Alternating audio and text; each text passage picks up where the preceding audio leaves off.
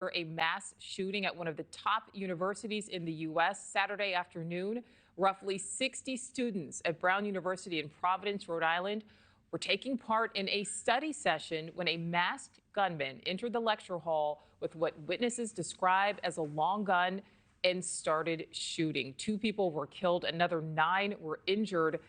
But the gunman today is still on the run, fleeing the scene after opening fire. Police did detain, but then released a person of interest, saying the evidence is now leading them elsewhere. Sometimes you head in one direction and then you have to regroup and go in another. There was some degree of evidence that pointed to this individual. That evidence now points in a different direction.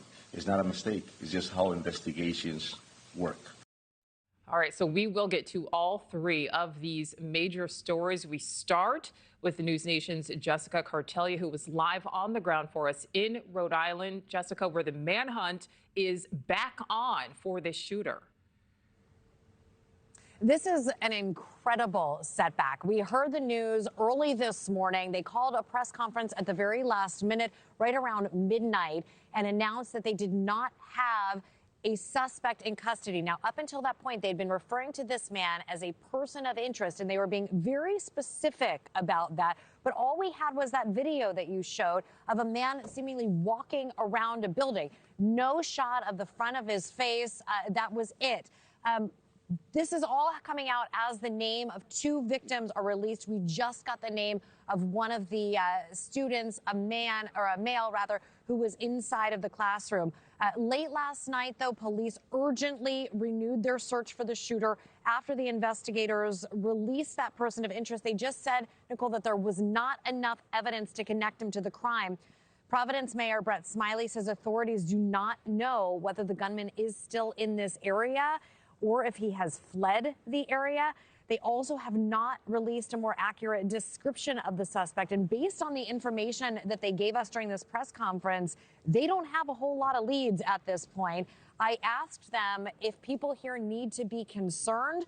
They said that they're asking people to remain vigilant. They said that there was no active threat. But again, there was no threat to those students while they were taking finals either.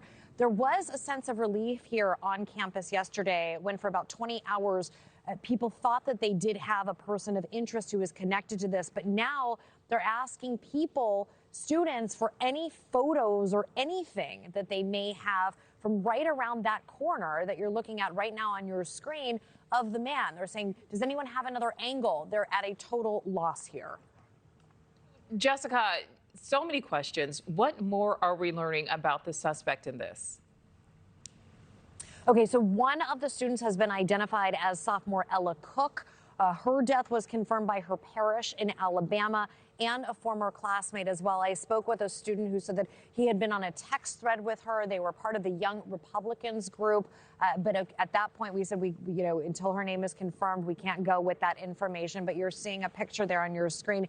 The news was shared during a service at Cathedral Church. That is in her hometown of Birmingham. We also just received confirmation moments ago. Another victim has been identified as Muhammad Aziz Umarzokov. I hope I'm pronouncing his name right. Friends describe him as bright and very compassionate. He had dreams of becoming a neurosurgeon, Nicole.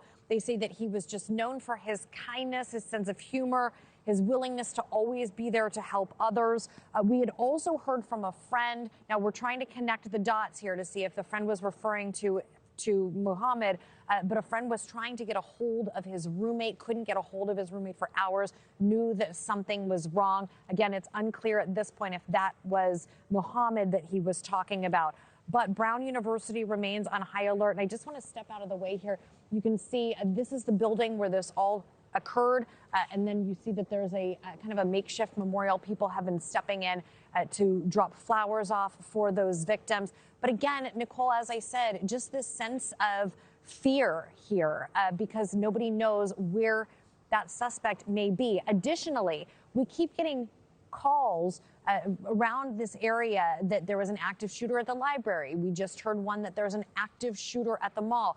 At this point, it's unclear if these are pranks, but police have to investigate all leads. Thank you for watching. Subscribe below and download our NewsNation app right now on your phone, and you will get fact-based, unbiased news for all Americans.